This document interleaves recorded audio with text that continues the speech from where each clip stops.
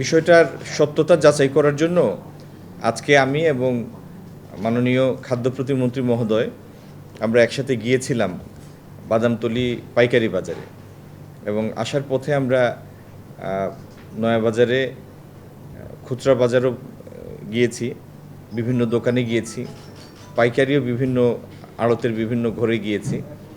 তো যেটি আমাদের পর্যবেক্ষণে এসেছে সেইরকম কোনো মূল্যের কোনো তারতম্য আমরা দেখি নাই।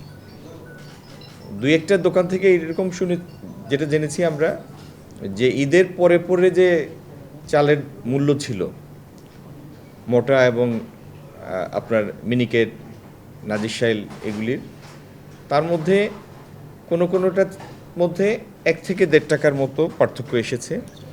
আবার আরেকজন দোকানদার আমাদের বলেছেন, তিনিও পাইকারি ব্যবসা করেন, বলেছেন যে একটা সময়ে মিল মালিকরা বস্তায় 100 টাকা বাড়ানোর একটা উদ্যোগ নিয়েছিলেন, কিন্তু বাজার সেইভাবে সাড়া না দেওয়ার কারণে সেই মূল্য তার থেকে নিচে নেমে এসেছে। তো আমরা বিভিন্ন দোকান ঘুরে চালের পাইকারি এবং খুচরা বাজারগুলি ঘুরে আমরা যেটি আমাদের লব্ধ তথ্য সেটি হলো মূল্য যথেষ্ট স্থিতিশীল আছে, সরবরাহ পরিস্থিতিও যথেষ্ট সন্তোষজনক আছে। এটি হচ্ছে আমাদের বাজার আজকে ঘুরে আমাদের যে তথ্যটা আপনাদের সাথে শেয়ার করতে চেয়েছি সেটি হলো এইটুকুই। আর আপনাদের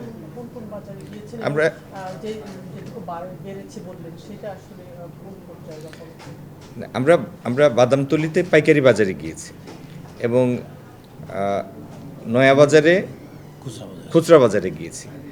মূলত সেরকম কোনো পার্থক্য আমরা দেখি নাই। মানভেদে যে কোনো চালেরই মানভেদে একটা রেঞ্জ থাকে, সেই রেঞ্জের মধ্যে 2-3 টাকা 4 টাকা উঠানামা করে। তা আমরা যেটা পেয়েছি সেটা হলো মূল্য স্থিতিশীল আছে, সরবরাহ পরিস্থিতিও স্থিতিশীল আছে।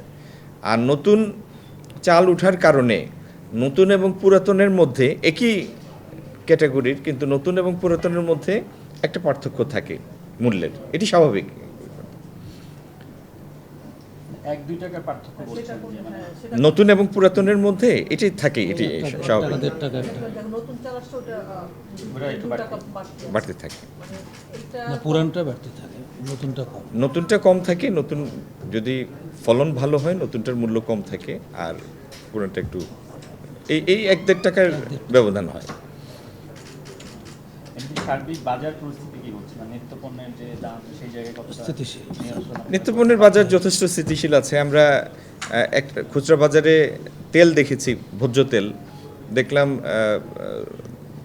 মানে ব্র্যান্ডগুলির সরবরাহ পরিস্থিতিও ভালো আছে, মূল্য স্থিতিশীল। আর একটি জিনিস আপনাদের বলতে পারি যে প্রতিদিন অনেকগুলি সংস্থার মাধ্যমে আমরা প্রতিদিনের মূল্য তালিকা যাচাই করি, প্রতিদিনের অনেকগুলি বাজারের। তো মূল্য পরিস্থিতি আল্লাহ মেহেরবান যথেষ্ট স্থিতিশীল আছে, সরবরাহ পরিস্থিতিও ভালো আছে। আর আমার পাশে খাদ্য প্রতিমন্ত্রী মহোদয় আছেন, আমাদের হাতে যে মজুদ আছে চাল গমের, সেটি আল্লাহর রহমতে যথেষ্ট সন্তোষজনক।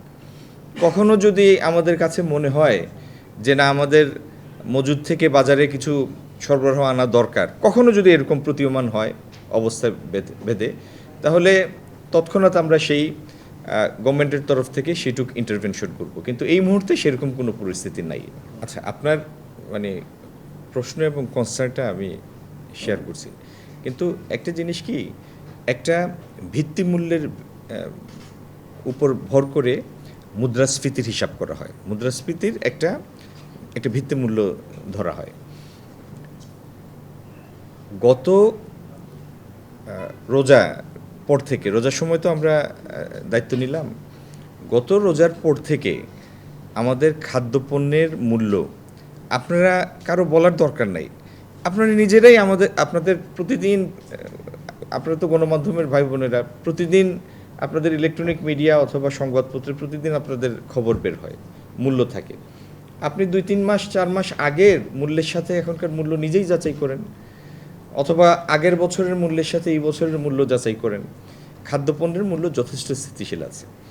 আর সয়াবিন তেলের মূল্য আমরা যতটুকু বাড়িয়েছিলাম লিটার প্রতি 4 টাকা, সেটা আপনাদের ডেকে কী কারণে মূল্য বেড়েছে সেটা আপনাদের শেয়ার করে যে ফর্মুলায় মূল্য স্থির হয় সেটা আপনাদের সাথে তৎক্ষণাৎ শেয়ার করা হয়েছে। তো আমি আবারও জোর দিয়ে বলছি, আমরা চালের বাজারে একটা সংবাদপত্রে চালের বাজারে একটু মূল্য বৃদ্ধির প্রবণতার খবর প্রকাশিত হওয়ার কারণে আজকে আমি এবং খাদ্য প্রতিমন্ত্রী মহোদয় আমরা বাদামতলীর বাজার এবং পরবর্তীতে নয়াবাজার খুচরা বাজারে গিয়েছি।